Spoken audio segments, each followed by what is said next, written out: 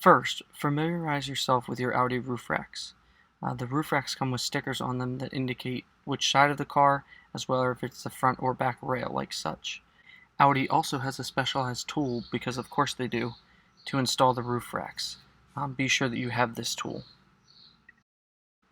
The next step is to actually install the roof racks. Either use a ladder or open your door and stand on the threshold and find the 4 mounting locations. 1, 2, 3, 4. Then find your rails and ultimately seat your rail onto the mounting location. Notice how my left hand holds the nubs into the holes as I tighten it, and then same thing on the other side.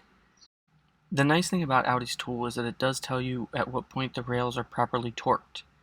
As you're tightening it, when the 2 arrows line up like such and like that, then you know that it's at the proper torque specifications. Once you have completely installed the first rail, go ahead and install the other rail. It is noteworthy that the driver's side front mounting location has 3 holes rather than 2 to prevent you from mixing up the rails.